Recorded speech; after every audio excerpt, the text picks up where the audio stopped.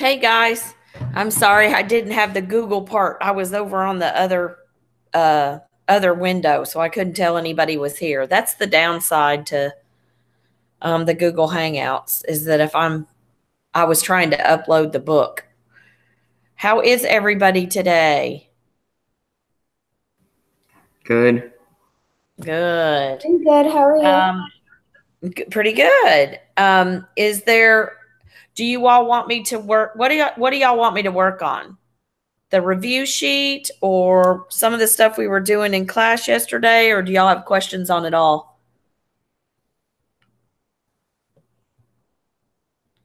I have questions on the activity investigating algebra. Oh, the page 181? Yes, ma'am. Okay. All right. So I can address that. And then anybody else? What else do y'all have for me today? Can you work on the review sheet? I can work on the review sheet as well. Let me see. My book is acting wonky. I will absolutely do that.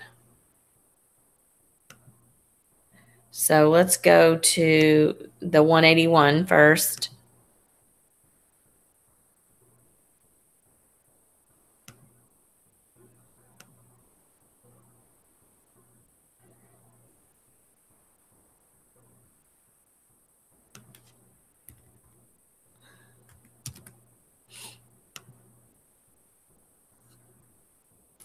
Are we also doing the chapter test B today?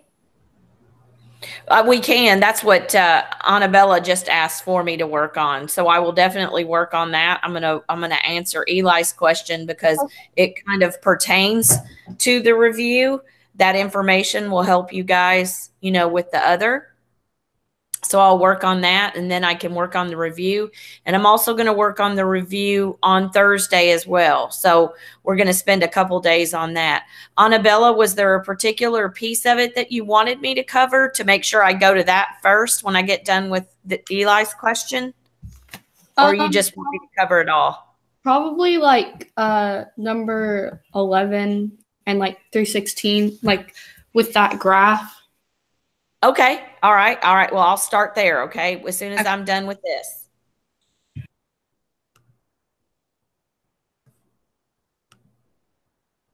Because this will kind of pertain to the other a little. It'll definitely help. Yeah, and I need help on number 19 on the page 185 because I cannot figure that one out. Okay, let me write that one down. I'm sorry, could you say that again? Number 19 on 185. Okay, I've got that written down. And then I've got starting with number 11 on the review. I've got that written down and work forward. And then plugging in X and Y when we plug in the 0. And I'm assuming that that's kind of referring to the this particular piece.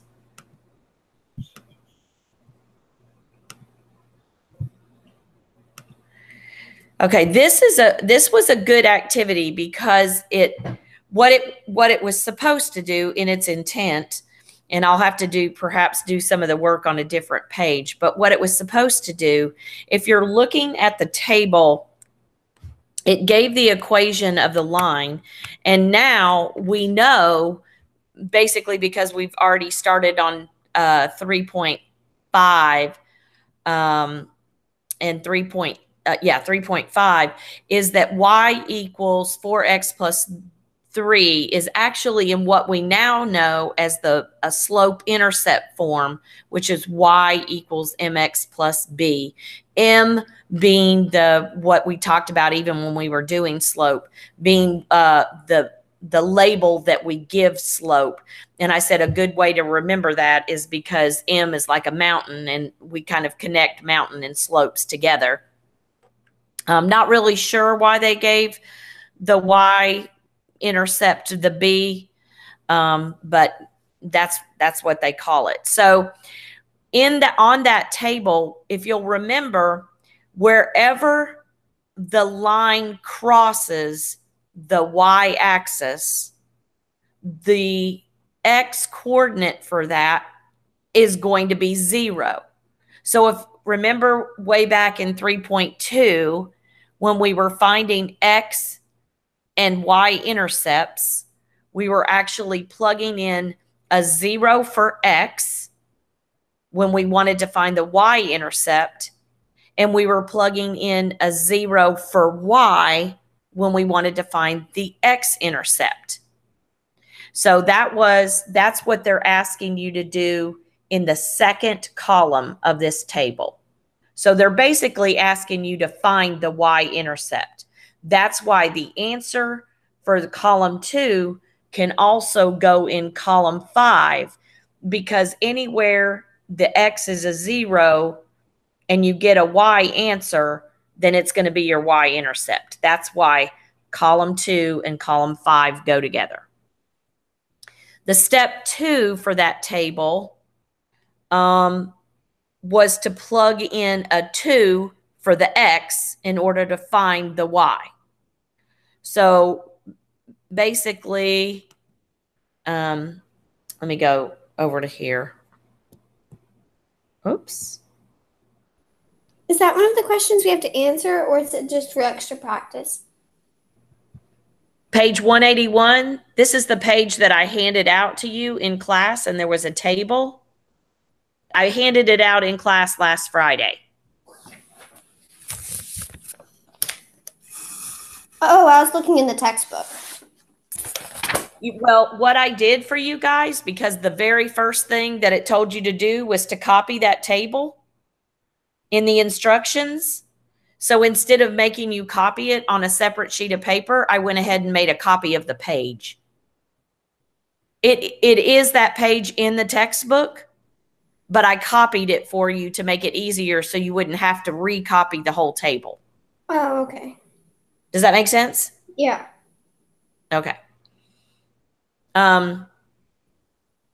So now I need to pull the book up over on my other computer. So I'm going to do y equals negative 2x plus 3.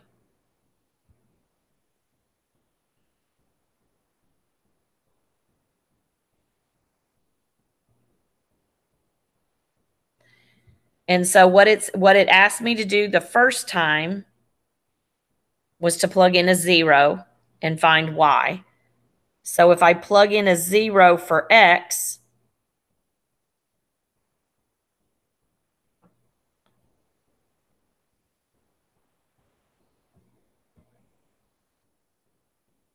I get 3.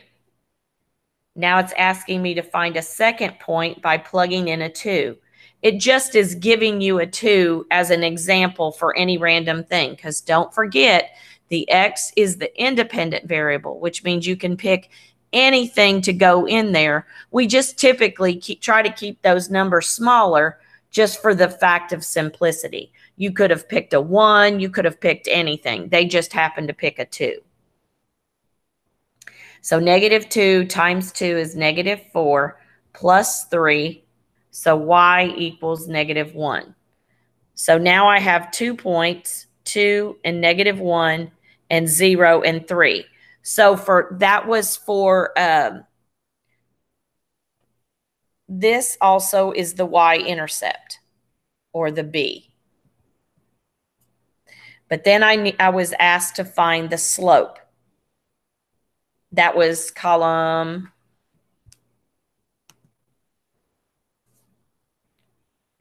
4. So I take these 2 points, negative 1 minus 3, and 2 minus 0, and I find the slope. And my slope is negative 2. So that was column 4. So this is row 2, that was column 4, and line 2, column 3, where the question mark is. you would put a -1. And the goal of the exercise is to recognize that when we do this, the leading coefficient on the x, which is -2,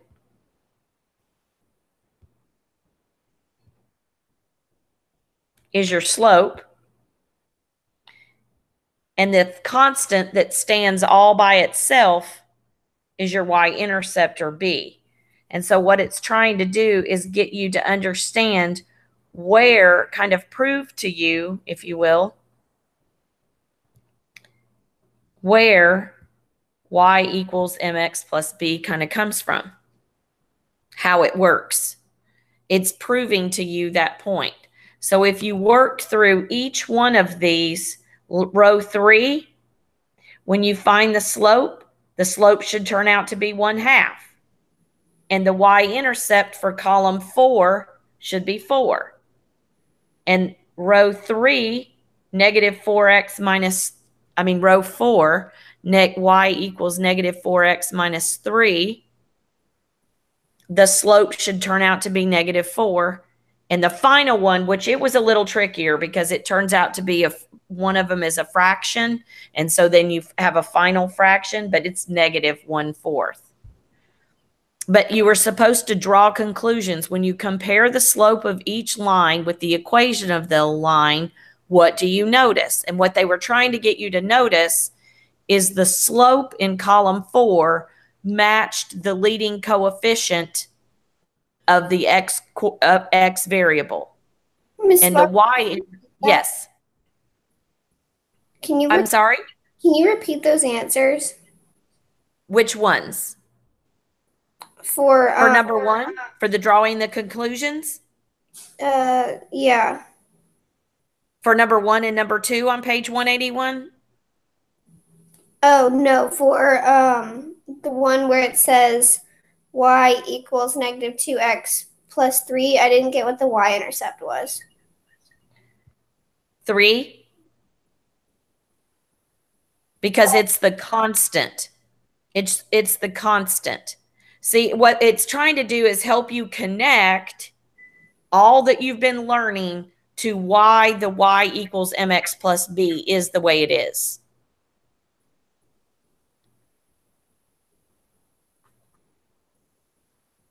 So the slope was -2. What's the leading coefficient of the x of the term with the x?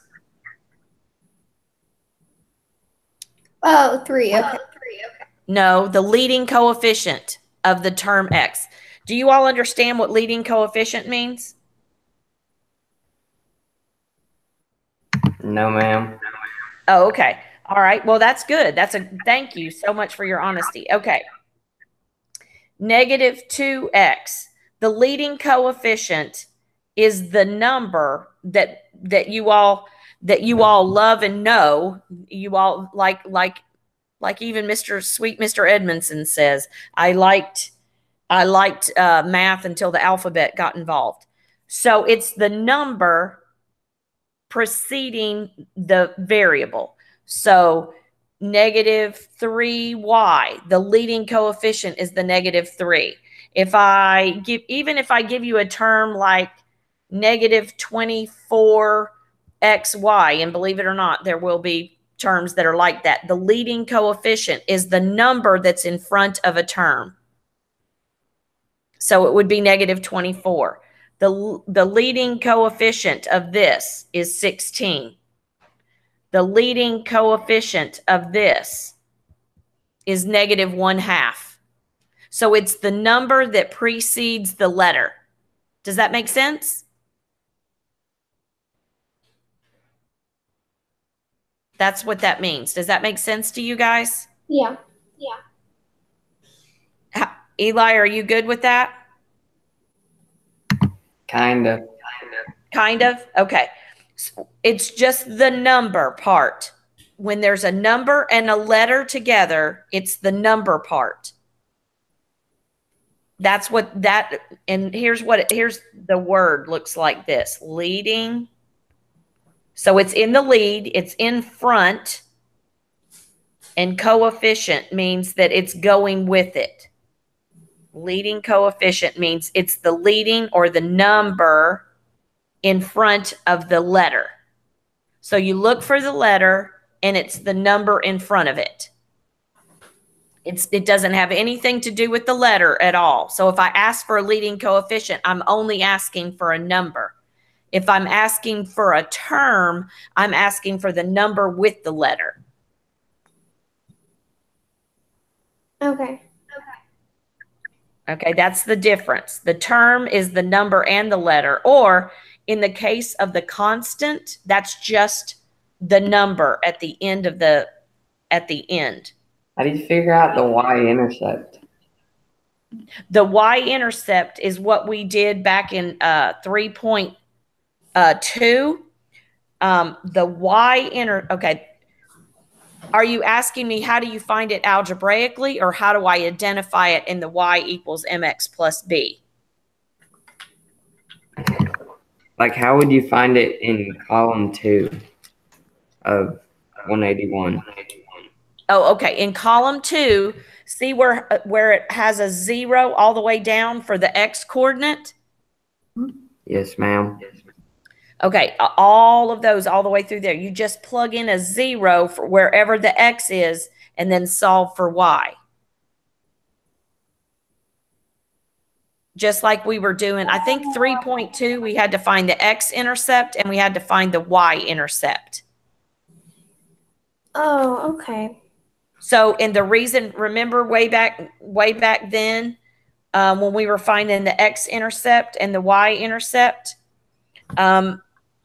okay, on this one it's 3 because we figured it out up here when we plugged in. This is where I plugged in 0 for the x, and then I solved it and I got a 3. And the reason for that, here is that right here, 0, 3, is anywhere that line is going to cross the y-axis, the x is going to be a 0. Because it didn't move any way right and it didn't move any way left. It didn't make any movement in either of those directions. And that's why, so when you're plotting a point, remember we always count, like, how far did it go right or how far did it go left? And if it's only going to be on the y-axis, then it's not going to move in either of those directions. So because of that, we can plug in a 0 for the x to find the y-intercept, and vice versa as well. If I wanted to find out where this line crossed the x-axis, I would plug in a 0 for the y.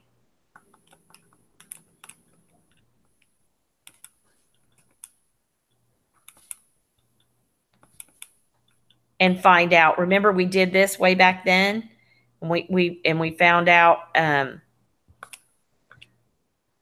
This is how we found out the y-intercept. So it would be, roughly, it would fall at, okay, that's going to be a positive 3/2. So it's going to be roughly, here. So you would have 3/2 and 0.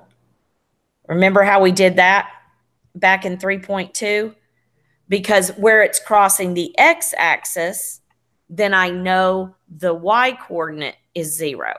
Because it can't touch the x-axis unless the y-coordinate is 0. And it can't touch the y-axis unless the x-coordinate is 0. And that's how you're finding that. But what this table was trying to do is help you guys connect all of the things that you've learned. You learned about the x and the y-intercept in 3.2, I think it was. Might have been 3.3. And then you learned about slope. And what's kind of trying to draw all of that together and tell you how, we came up with this equation, y equals mx plus b, to show you, oh, the m is the leading coefficient of the equation, and the constant that sits all by itself at the very end is your y-intercept. And that's how that table draws that conclusion. It takes and builds on what you know. Oh, I know 3.2 also we just plugged in, we made XY tables. That's what we did. 3.2, we did that. 3.3, we did X and Y intercept. And 3.4, we found slope. So for column 2, the y-intercept would be 3? For row 2? Yes, ma'am. Yes, sir.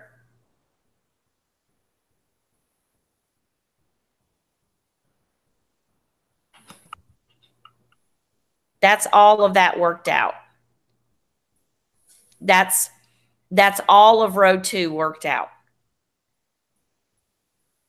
Because whatever your answer is for column 2, you write that answer down for column 5. Does that make sense to you? See, column 2 is the coordinates for the y-intercept, and column 5 is just the y-intercept written all by itself.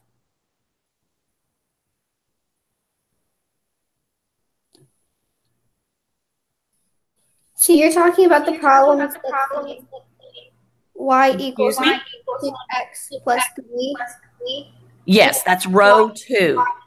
1/4 x. Say that again. You were fading out. The second line is the same as it says y equals -1/4 x minus. No, the second line isn't the same as that. The second line is y equals -2x plus 3.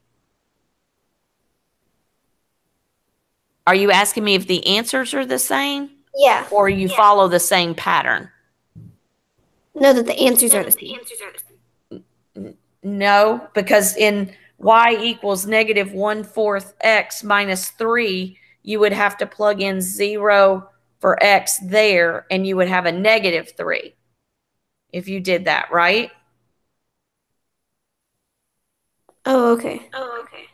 I mean, when you plug in the 0, you're going to get a different, the pattern is the same, but you might get a different answer.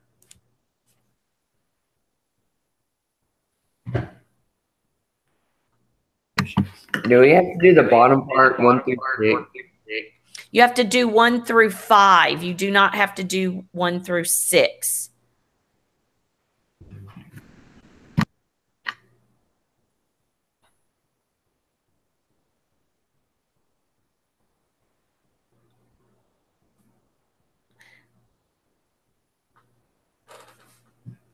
Okay, let's hang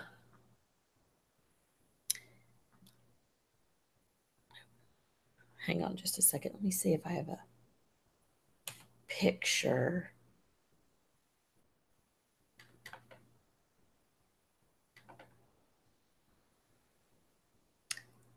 Because I can't write on this page, unfortunately. Let me see if I can do this. I'm going to try something, guys.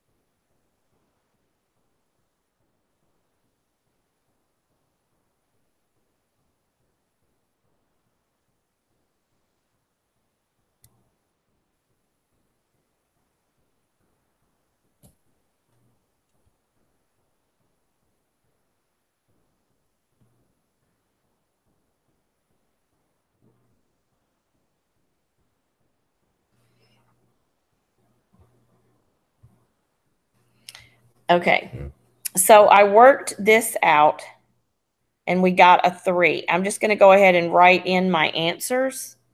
Hopefully, I'm going to write in my answers.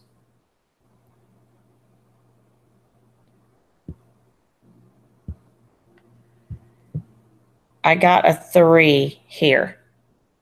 And I did the slope a few minutes ago on that other sheet. Do y'all need me to work it back out, or can I move forward on this one? Do I need to work it back out? I just need somebody to tell. Can y'all see it? Okay. All right. So I'm going to y equals 1/2. And here it tells me to plug in a 0 for x. Plus 4. Y equals 0 plus 4. Y equals 4. So this is going to be a 4. Whatever I write here, I write here. Because I know that the y-intercept, the x has to be 0. All right. Now I'm going to plug in a 2 for x. Y equals 1/2 times 2 plus 4. So y equals 1 plus 4. Y equals 5. Oops, my bad.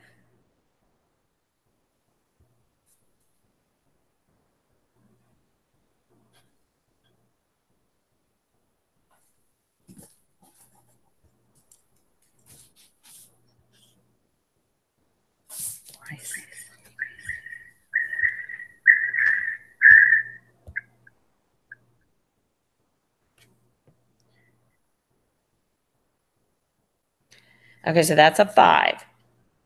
So now I've got 2 points. I've got 5 minus 4 over 2 minus 0. Do you see where I get those? Yes. Eli, do you see where I get my points? Yes, ma'am. Okay, good. So I've got 1/2. All right, so now I've got all of row 3 done.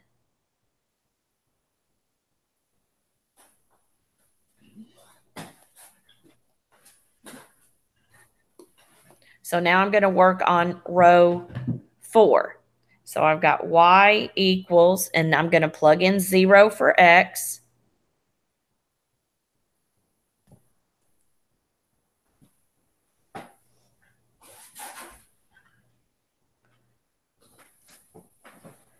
So this number is -3. And once again, I know where x is 0, then that's going to be the y-intercept. So I can write it in column 2, and I can write it in column 5.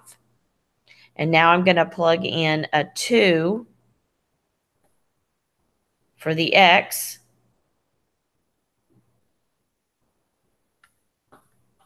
And I get -11.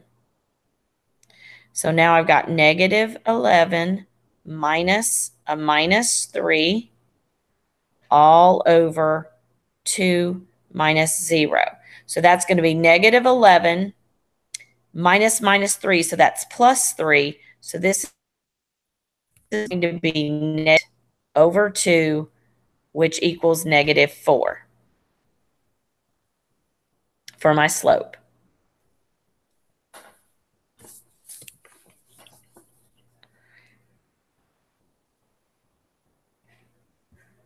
And now my final row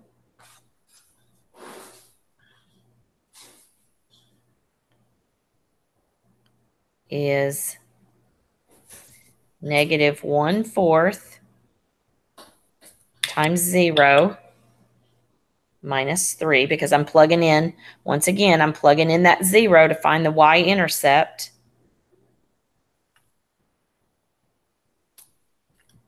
So I get a -3. So I write it here, and I write it here. And Now I'm going to plug in a 2.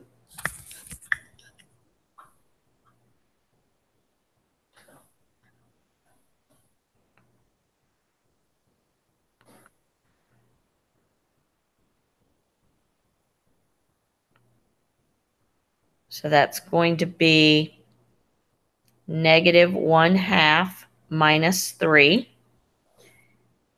And so what I'm going to do is take my 3, and make it a fraction with 2 as the denominator. 3 times 2 is 6. So I'm going to have a -7/2 for this.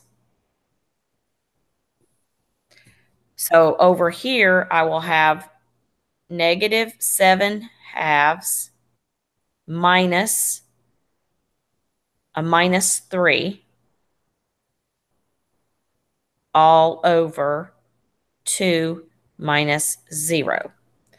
So I'm going to do -7/2 minus a -3 is going to be plus. I'm going to turn my 3 into something that has a denominator of 2 because I have to have a common denominator in order to combine fractions. So 3 times 2 is 6. So I've got -7 plus 6 over 2.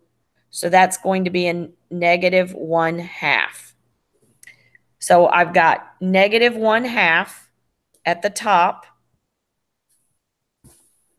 And this is 2 at the bottom. So I've got -1/2 divided by 2. So that's the same as multiplying by, because you have to keep, flip, change. So that gives me a -1/4 as my slope. All right. Now, in line 1, where they've done all of the work for you, what is the slope?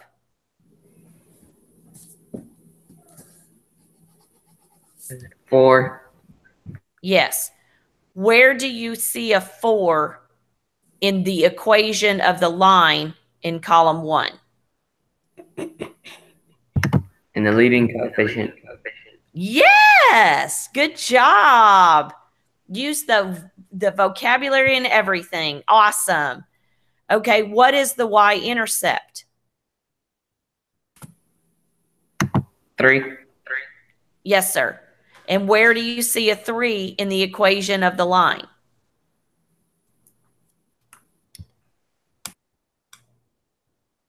I don't know if you remember that word, but a constant is a number that stands all by itself. But it's that constant at the very end. All right, so let's take row 2 where we did it ourselves. What is the slope?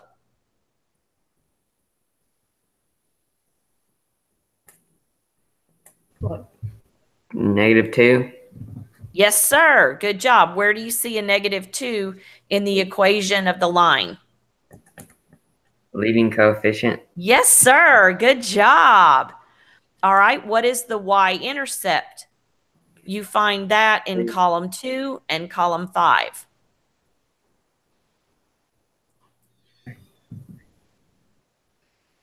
Three. Yes, sir. Good job. And where do you see that in the equation of the line? The constant. Yes, sir. It's the constant at the very end of the equation. Good job. All right. What is the slope for row 3?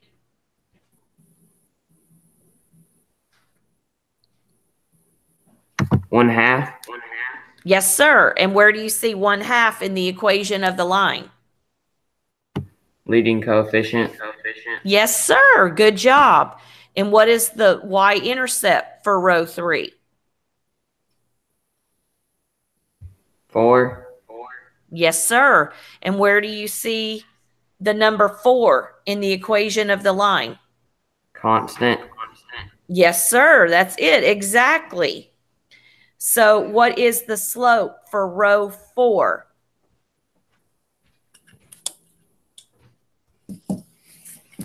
-4. Yes, sir. Good job.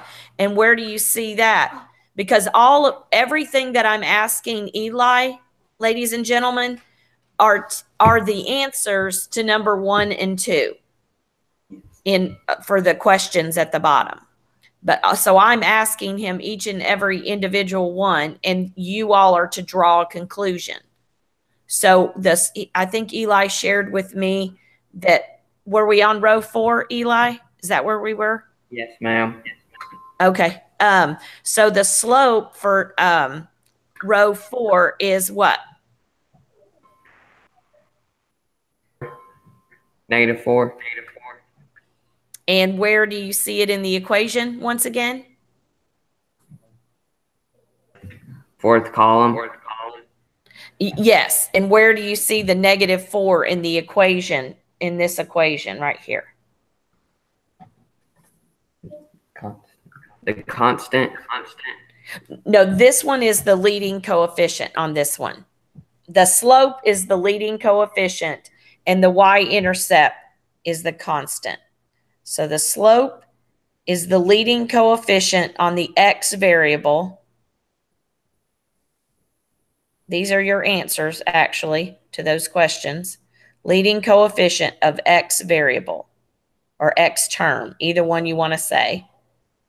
Leading coefficient of x term, and the y-intercept is the constant in the equation.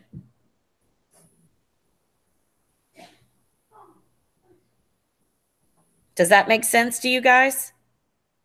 Are you seeing the pattern? Yes, ma'am. Okay.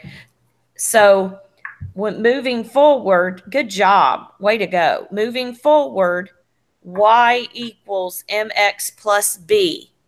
This is how we can draw that conclusion and know for sure that this equation gives us our slope and it gives us our y-intercept.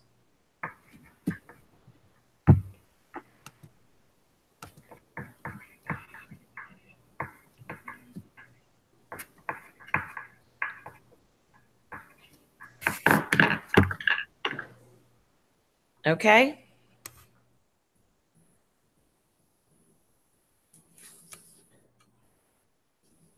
Did you all get that written down?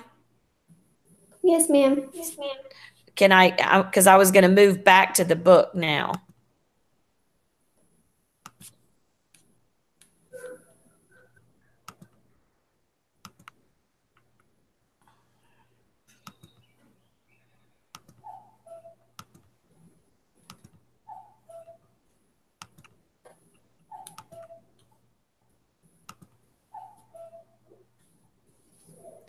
And looking at the book, the question says compare the slope of each line with the equation of the line. And that's what Eli and I just shared a conversation going back and forth. And I was like, what do you notice? We noticed that the slope of the line is always the leading coefficient of the x term in the equation. And then number 2, it says compare the y-intercept of each line with the equation of the line. And what did you notice? And what Eli and I discussed consistently, rows 1 through 4, was the fact that the y-intercept is always the constant in the equation. So that number on the very end. So it's asking us in numbers 3, 4, and 5 to predict the slope and the y-intercept of the line with the given equation. And then it says check your predictions by finding the slope and the y-intercept as you did in the table above. But really, all I want you guys to do is take the information and let's see if you can tell me, based on what Eli and I just walked through, on number 3, what do you think the slope would be? -5. It is. Good job. And what do you think the y-intercept would be? 1. Good job. Good job. Excellent. Okay. What do you think on number 4? What do you think the slope would be? 3/4. 3/4. Yes. Good job, guys. You've got it. And what do you think the y-intercept would be? 2. Yes. Good job. What would you label x as? Is it like M or B? It's x just stays, because remember that it's y equals mx plus b. So x is what x is. You don't have to label x as anything. It's just m equals 3/4. Does that make sense? Yeah. Let me see. Oops. And then for the y-intercept, for number 4, what equals 2? B B, okay. equals 2. Yes. B equals 2. Because it's y equals mx plus b. But they didn't really tell you that. I mean, you could type y-intercept if you want to. But, okay, so for number 5, what did you say the slope was? -3/2. Yes, sir. And what is the y-intercept? 1. Yes, -1. Because you remember, in algebra, every sign has a number and every number has a sign. So if there's a sign in front of a number, that sign belongs to that number. On the test, come we in had pairs to now. add for slope. I'm sorry, could you repeat that question? On the test, we had the formula for slope. Oh, the y2 minus y1? Yes, ma'am. Yeah, I'll probably just write it on the board. Is that okay? Yes, ma'am. Thank you. Okay. Oh, no problem. Okay. Any more questions over page 181?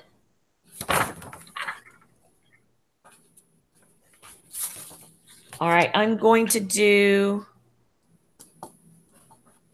Can you do page 177? I can. And I also have a question on page 185 also. Let's pray I don't have to log back in, but I might. Yep, gonna have to log back in.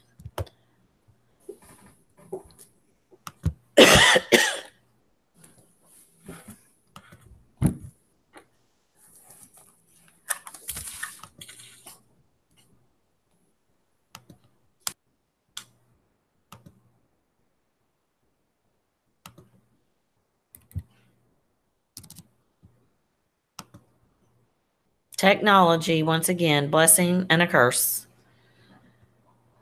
Okay, what on 177? Which one, honey?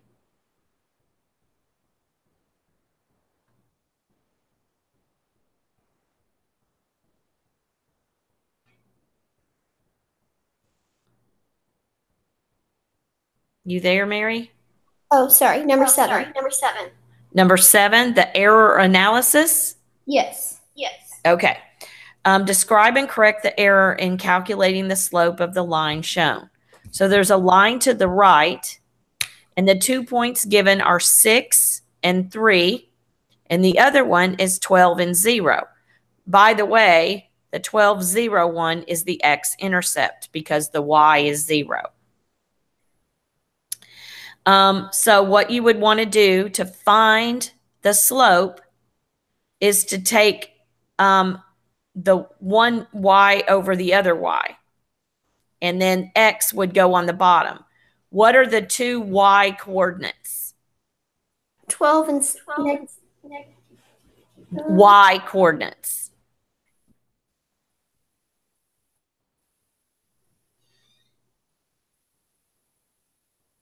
What are the y coordinates? would it be 12 and -6? No. The y, those are the x's. Oh, I was looking Y at coordinates.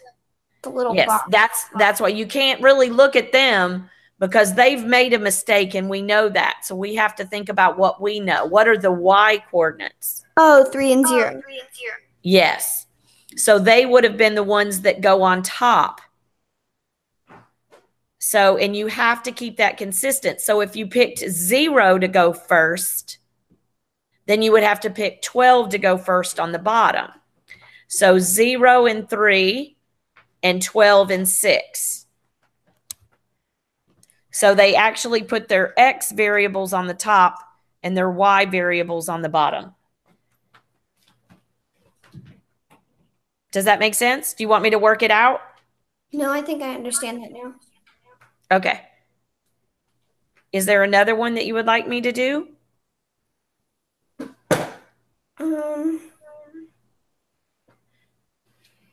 Can you do number 17? Yes. The slope of the line that passes through the points -2 and -3 and 8, -3. What do you notice about the two of those?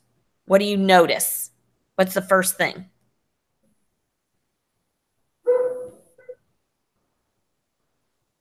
Is there anything alike in both of them?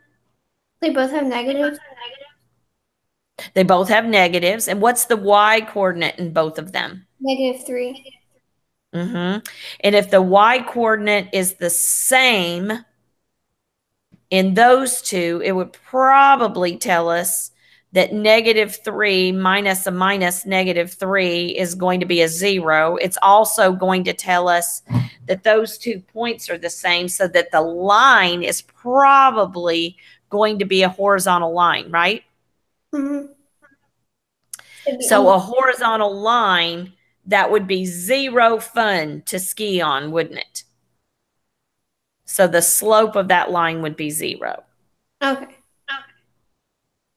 So yeah, usually in the ones that you have to kind of think about, I mean, you could obviously write that out and put -3 minus a -3. You could definitely do that, you know, and come up with your slope and work it out to give you whatever the number is. But a lot of times in the ones where they're actually making you kind of think where a multiple choice is, sometimes they want you to kind of think through those, particularly when it's not really a calculation. Does that make sense? Yeah. Okay. Is there another one that you would like for me to do? On page 177. No, ma'am. Okay. All right, then I'm going to move ahead. I had another question, page 185.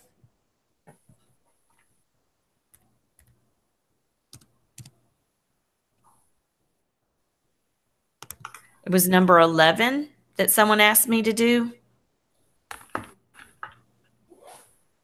No, I need number 11 on the practice B, like the test review, but I need number 19 and 23 on. Oh, okay. I'm really sorry. I actually saw that note. I just looked at it wrong. I'm sorry, Annabella. That's fine. Okay, so for number 19, let me see, what can I do with this? Let me try something.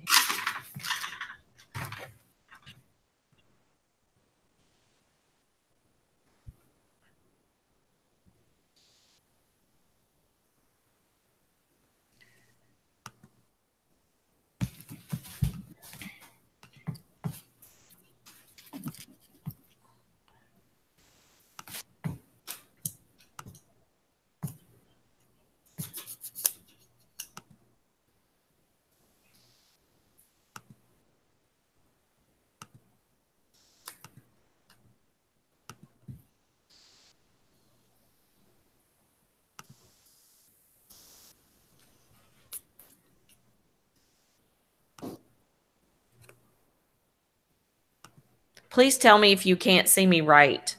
Okay. So for 19, what it's asking you to do is to identify which of the 3 graphs. So the first thing that you always have to do when you're trying to match a graph is you want to put it in that y equals mx plus b format that we've all know and love at this point. So you're going to subtract 2x from both sides.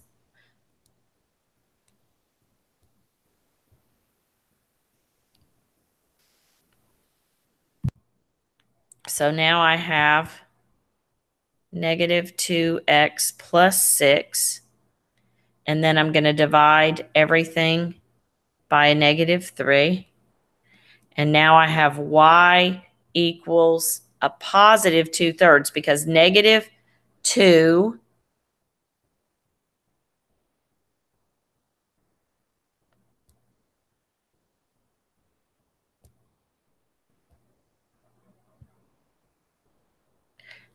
I'm not really understanding at all.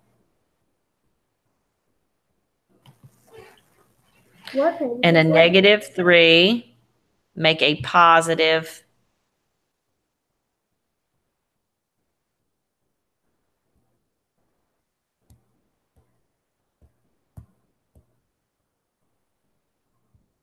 I'm just going to quit trying to change colors. It really should be easier than this.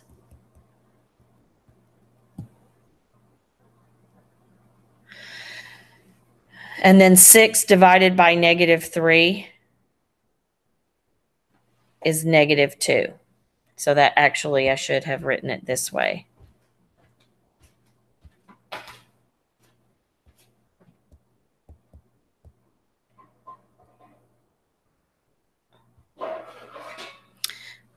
And I forgot my x. Uh-oh. Okay, so 2/3 x minus 2.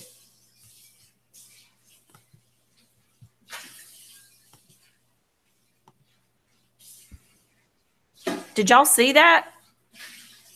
Yeah. Oh, you did? You could see it? Praise the Lord.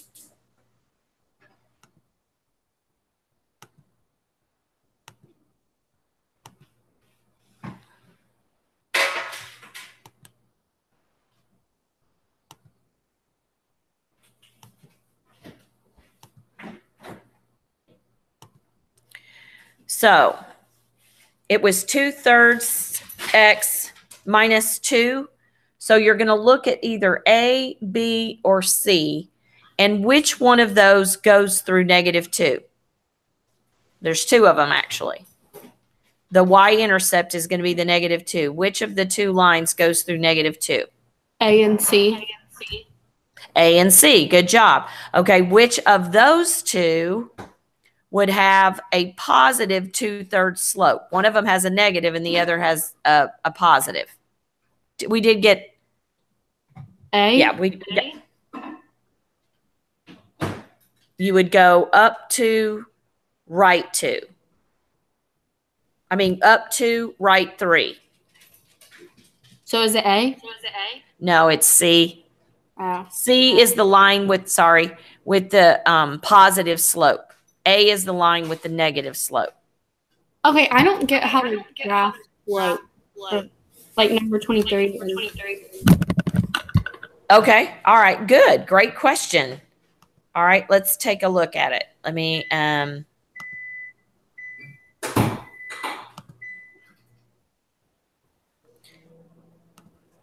was that number 23 you said? Yes. Would you mind reading me the problem?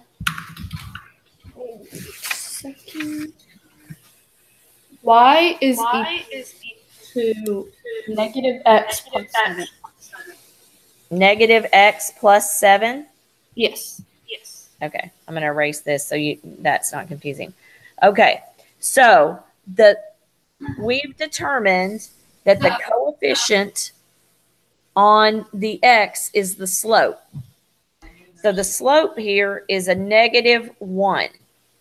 But what I want you guys to think about, because slope is always rise over run, we can do that as -1/1, or we can do it as 1 over negative 1, because what we know is that a negative divided by a positive is a negative, and a positive divided by a negative is a positive, is a negative. Help me, Jesus. Okay, and so now the very first thing we're going to do is graph the y-intercept, and the y-intercept is 7, the standalone constant. So 1, 2, 3, 4, 5, 6, 7. So you start there. And so now what I'm going to do is I'm going to use this one predominantly, because if I go up 1 and left 1, I'm going to be off the graph. So I'm actually going to go down 1, right 1. Down 1, right 1. Down 1 is negative, right 1 is positive. Down 1 is negative, right 1 is positive. So when my slope is negative, I have to travel in one direction negative and one direction positive.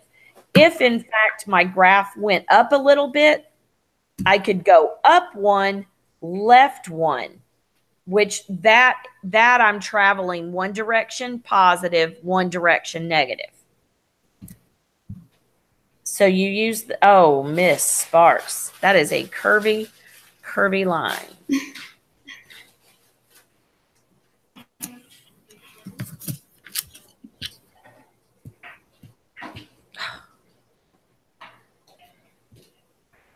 How are you supposed to know, like, when to, I don't understand. Okay. Well, let's do a few more to try and help, because that's probably the only way. And I'm sure you're not the only one confused. So I appreciate your honesty, and let's just keep working a few more. Okay? All right. That was number 23, right, baby girl? Yes. Yes. Okay. What does number 25 say?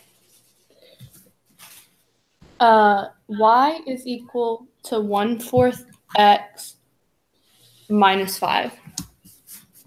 Minus 5. Did I write it correctly? Yes. Okay. All right. So minus 5 is where it intersects the y-axis. So that's the y-intercept. So I'm going to count 1, 2, 3, 4, 5.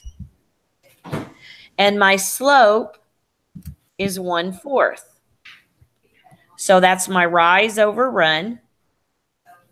And it's positive. So I'm going to graph it either 1/4 or -1 over -4, because 2 negatives make a positive and 2 positives make a positive. So that means I can go up 1, right 4. 1, 2, 3, 4. Or I can go down 1, which is negative, and left 4. 1, 2, 3, 4. 5. And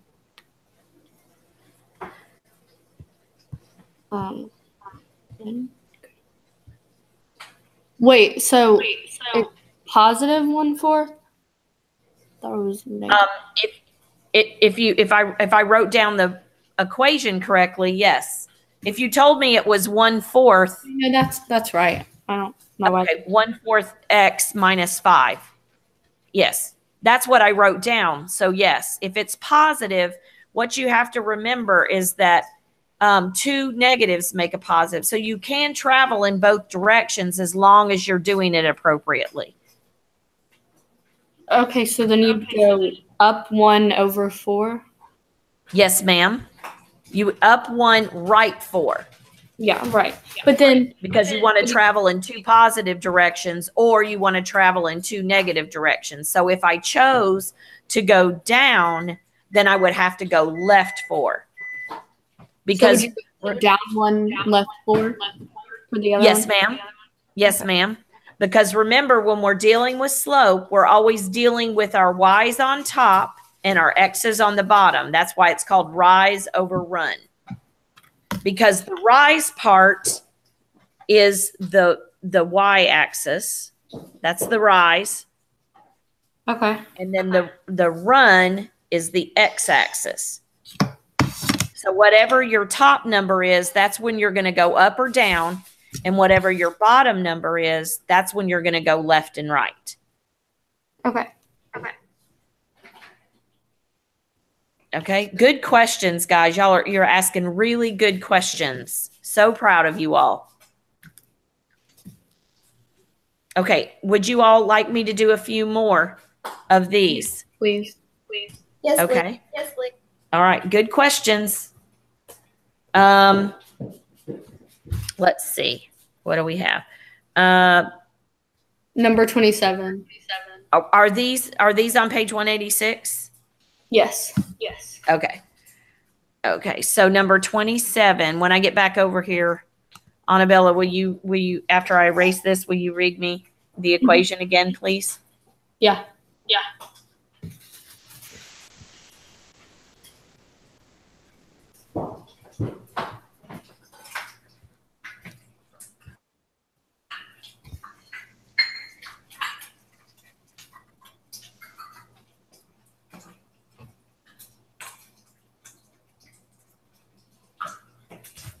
All right.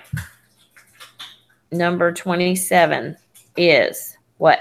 7x minus 2 equal to negative 11. Did I write it correctly? Yes. Okay. So it's not in y equals mx plus b format. And since it's not, I want to get it that way, because if I don't, I've got to use an x and y table.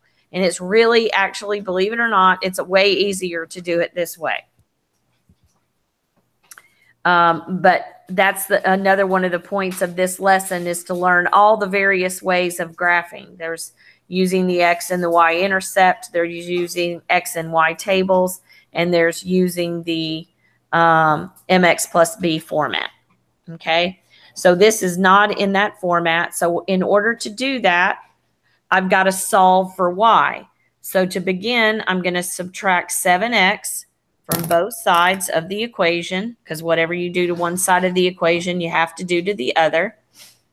So that gives me negative 7x minus 11. And now I'm going to divide both sides by negative 2. And I know all of you are dying right now because it's two fractions. Just remember, Miss Sparks loves you. Negative 7 halves. Oh, actually, I've got a negative 7 divided by a negative 2. So I'm going to end up with a positive, aren't I? Because I've already stated that a negative divided by a negative is always a positive. So I've got 7 halves x. And then I've got negative 11 minus 2. So a negative divided by a negative is a positive. And I typically would write 11 over 2. But if you wanted to write your y-intercept as a decimal, that would be fine. It doesn't matter to me.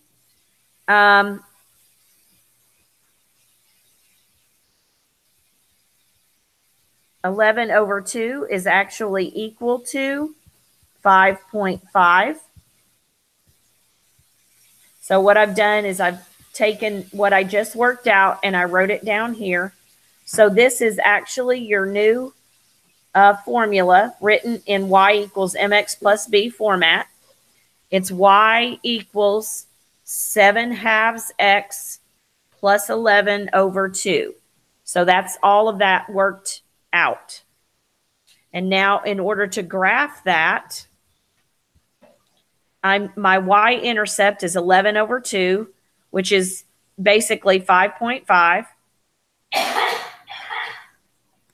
So 5.5 is 1, 2, 3, 4, 5, and it's going to be right in between here, in between 5 and 6.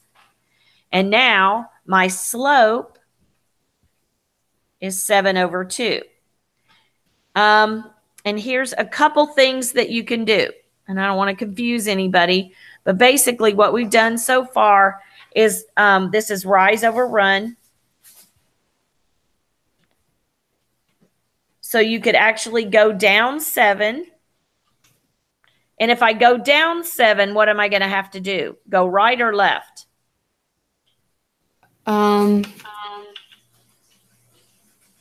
Left. Good job, Annabella. You will absolutely have to go left because both of them, if I'm traveling in a negative direction, which down is, we have to go left because we have to travel in 2 negative directions. So 1, 2, 3, 4, 5, 6, 7, and then left 2. So it's right in between -1 and -2 on the y side. And it's right in between. It's actually on the x at -2. Okay. There's another way that you could look at this if you wanted to.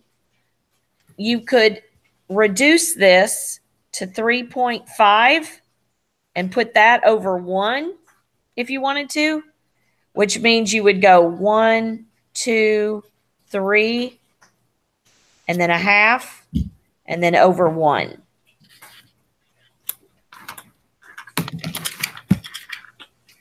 However you want to do it is fine with me.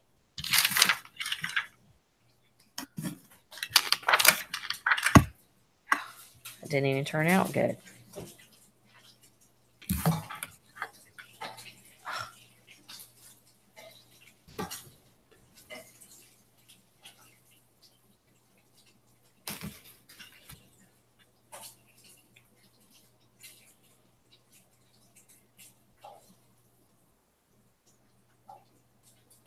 That's better.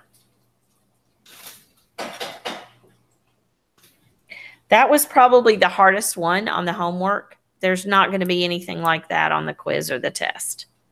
Okay. Ever. I try to keep fractions in the homework because I want you guys to always remember, because it seems like next year when you're in geometry, you deal with a lot of fractions.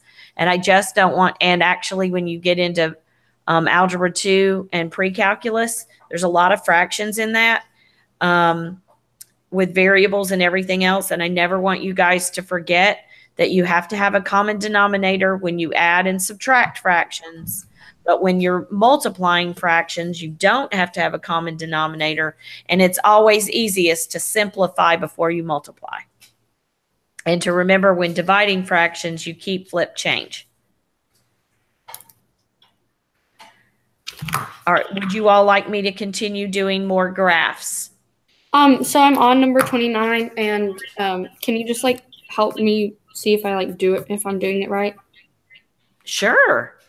Let's take a look at what is 29 asking us to do. Oh, it starts out ugly, but actually turns out to be pretty.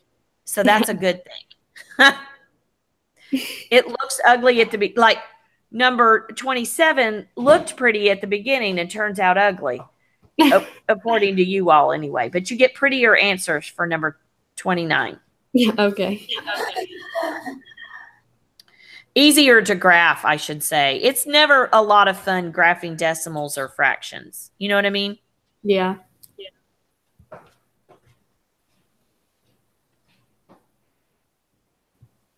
Okay. What do we have? What was it? It's like negative x, right? Negative x minus 0.5y is equal to 2.5. 2.5 or Yes. 2.5? Yeah. Yes. Okay. So you're going to add x to both sides. Mm-hmm. I did that. So then I have negative 0.5y equals x plus 2.5. And then you're going to divide both sides by negative 0.5, which that's what everybody thinks, oh, that's going to be ugly. But don't forget, you can use your little handy dandy calculator. And believe it or not, when you take, let's think about this. Punch this in your calculator. Anybody who's with me? 2.5 divided by 0.5. Punch in 1, because don't forget you've got this x and it's got a leading coefficient, an understood leading coefficient of 1. So you have to divide 1 divided by negative 0.5. What do you get?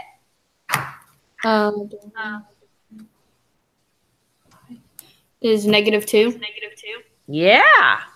So it's negative 2x. And then when you punch in 2.5 divided by negative 0.5, what do you get? 5. A positive 5, right? Yeah. Or negative 5. It's negative? Well, is the 2.5 positive or negative?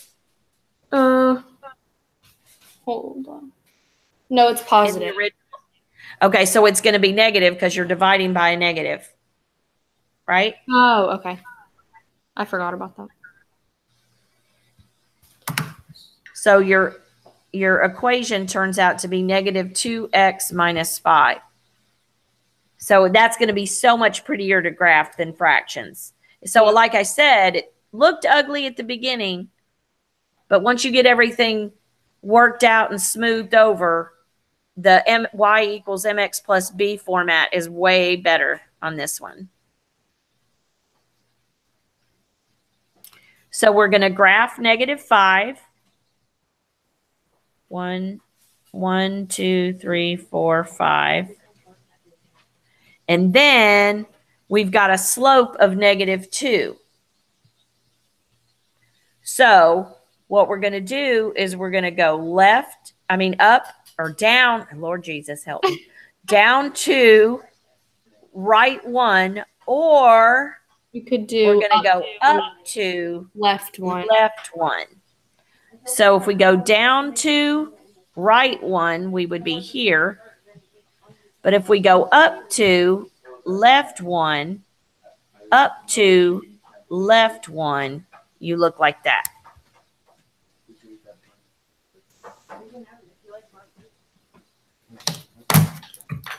Okay? Mm-hmm. Is that helping you guys know how to graph a little bit better? Yes. Yes, ma'am.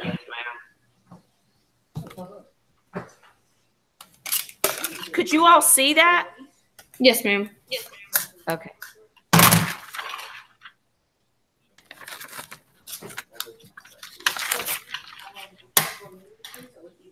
Okay. All right. And I also have somebody who asked a question about when and when not to use an X and Y table. First of all, if the instructions say to use an X and Y table, you're definitely going to want to do that. If the instructions don't really say, my preference is to usually put it in the y equals mx plus b format, always, just because that seems to be a little easier. I'm trying to pull up.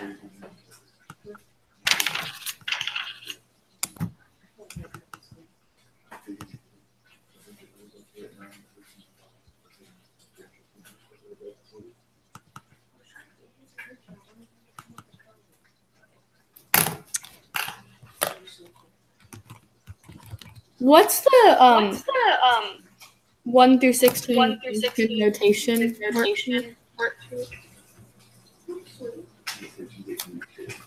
Is this on test B? I don't know. That's just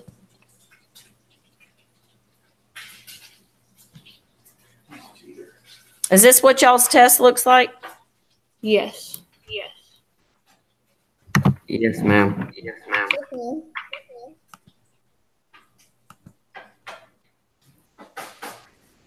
Annabella, which part were you asking about specifically? Is it on this, or was it on a question, or was it on textbook work?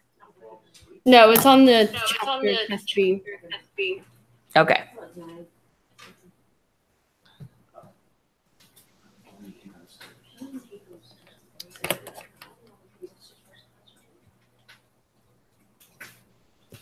Okay. Okay, so it was question 7. Oh, graph the equation for question 7. I'm so glad that you asked about this. For question 7, when it's y equals -3, like you could use the x and y tables for 5, 6, and 7 if you wanted to, or which would be perfectly fine. Or you could put it into y equals mx plus b format, which is fine too, whichever way is easiest. But on number 7, when you see y equals -3, that means that y is going to be -3 no matter what x is. So wherever it is, y is going to be 3. So that is always the graph of a horizontal line. So it would just be that. And x equals something, like, so let's say x equals 2, that's always a vertical line. So y equals something is always horizontal, and x equals something is always vertical.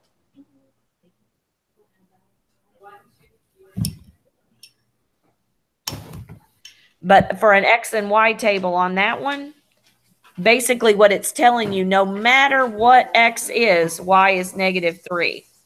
So number 2. So if x was -1, y would still be -3. If x was 0, y would still be -3. What quadrant If x was would 1, 2 be? I'm sorry? What quadrant would 2 be in? What quadrant would 2 be in? 4. Oh, that very good question. For that, instead of identifying a quadrant, you would just label the axis that it's on. And that is 4, 0. So number 2, you would say x axis. Great question. So identify the point that the quadrant is in or axis that it's on.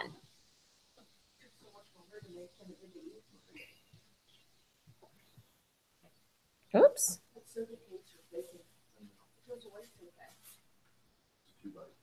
Great questions.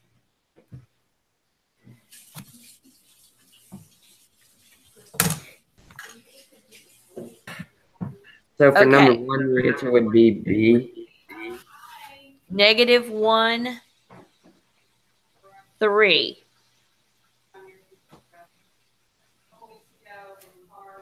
So it would be quadrant 4.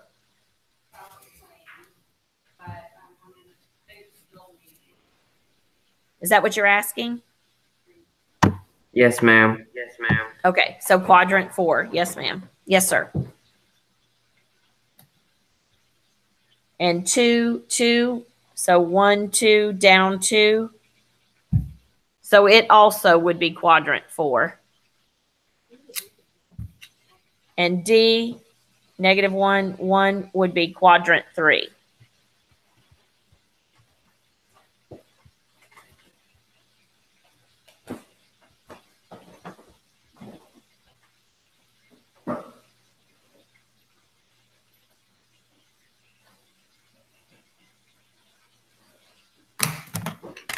And if you guys would like, can everybody be here on Thursday?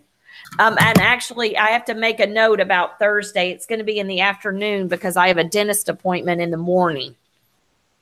So will the afternoon work for everybody? If it's in the afternoon, it works better for me.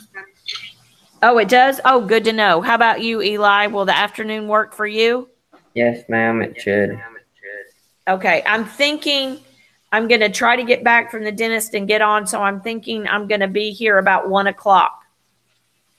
And I'll be going over all of this again. And we can actually talk about it a little bit in class tomorrow. Okay, sounds good.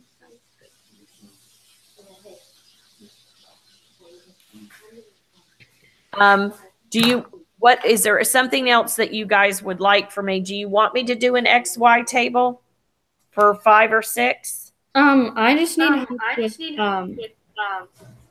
11 through I don't know. 11 through 16? Okay. All right. Yay. I start to have more technical issues the longer I'm on here is, I think, part of the, we're trying to figure that out. That's one of the things the admin is trying to work on right now. Miss Sparks. Yes, love. On 8 through 10, would you plug in 0? 8 through 10, you plug in to find the x-intercept. You plug in 0 for y. And for the y-intercept, you plug in 0 for x.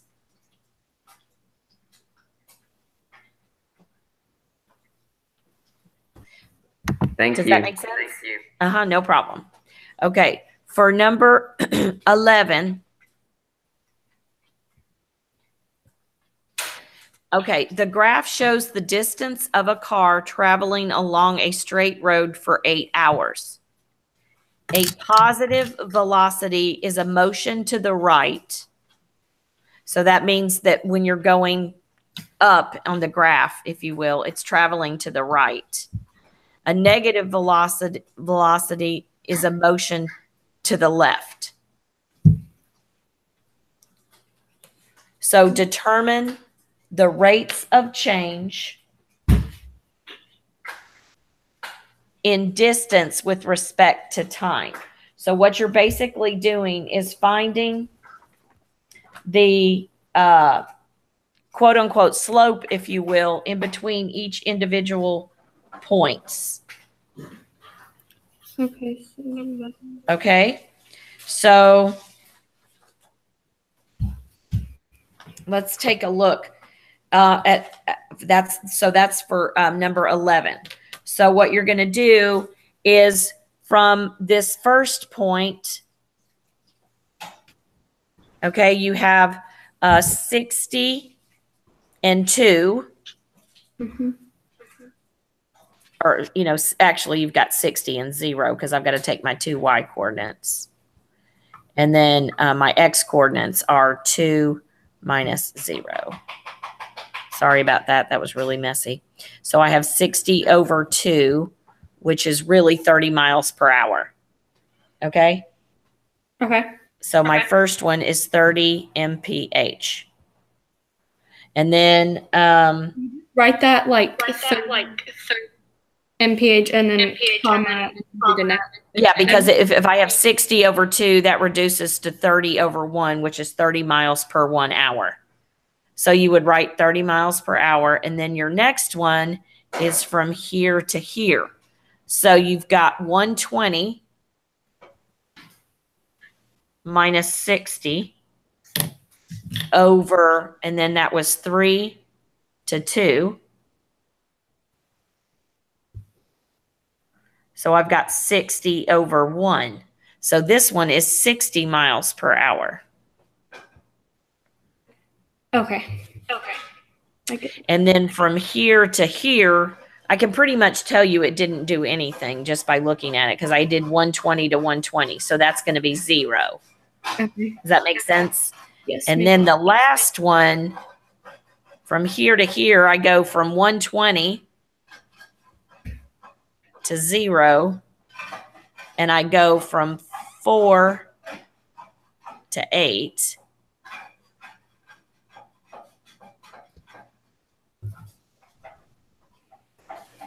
So I've got 120 over negative 4, which that's going to be a negative 30 miles per hour. And remember that negative velocity tells us something, okay? Because back here it said a negative velocity is a motion to the left. So that's kind of important. So those are your 4 different rates of time.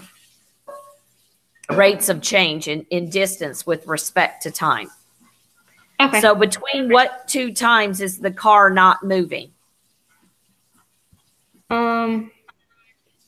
Between 3 and 3 and 4 hours. Right. Yes, you were right. Between 3 and 4. So that would be the answer to number 12. So hours 3 and 4. Okay. Okay. And then the next question is, between what two times is the car traveling to the right? And remember, a positive velocity in motion is those to the right. So where are the two times that it was actually going in a positive velocity? 0 to 2 and 2 to 3. Good job. There and there. So you could eat. Yeah, that's right. Perfect. You're doing great. Okay, so between what two times is the car traveling to the left? I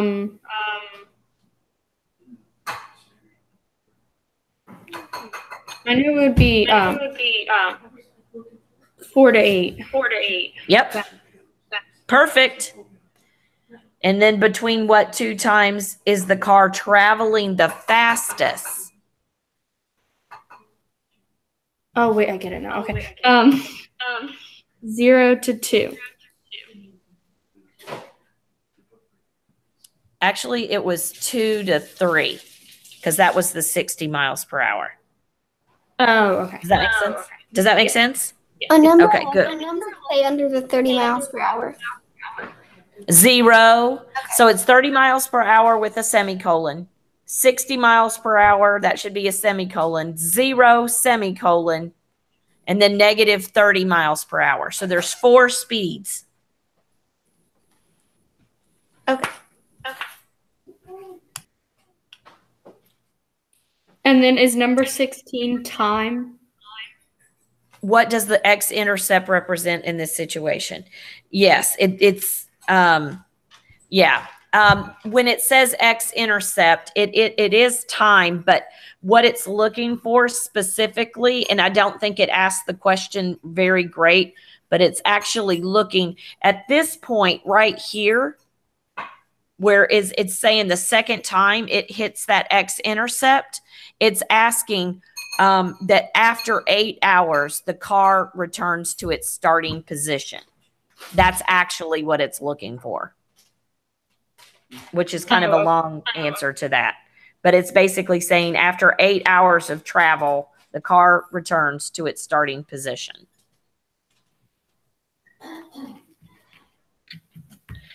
And there will be something on the test where you have to read a graph, but it is not this detailed. I will double check it and kind of go over it to make sure that you guys know what to expect. Okay? Okay. It is much like this one, but there's only like 2 points and 2 questions. And so then, as long as no, go ahead. I'm sorry. Can you do number 8? Number 8?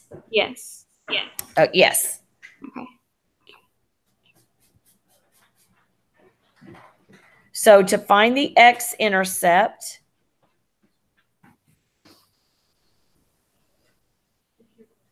or actually that's not the x-intercept. That would have been the y.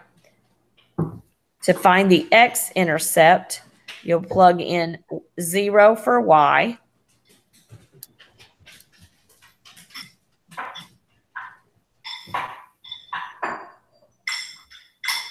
And solve for x.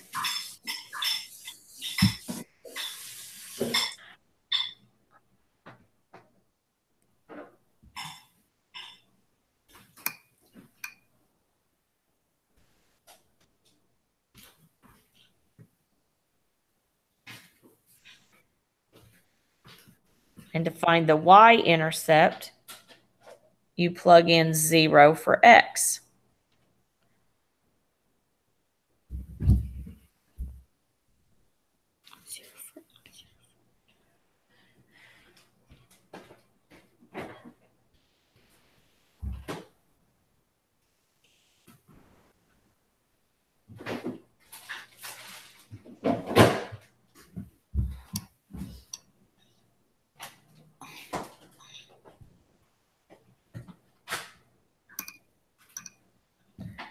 So y equals -3.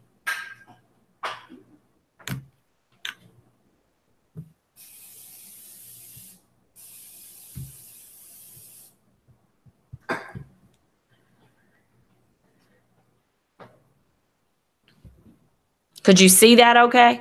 Yes, ma'am. Okay. Okay, I get it now. Are there any other questions? And don't forget, we've got all Thursday to work on this too. I was just trying to hand it out early so that you all could maybe divide it up and do, you know, about 6 problems a day before Thursday, you know, just so that it didn't seem so daunting. If you have questions, that you're going to see me for Math Lab Tuesday, Math Lab Thursday, and in class on Wednesday. Okay. So we'll work on it a little bit more tomorrow. So make sure you bring it to class. Okay. Thank you. Aha. Y'all have a blessed afternoon. Thank you, Miss Sparks. You're welcome. Thank you. You're welcome. See y'all tomorrow. Bye-bye.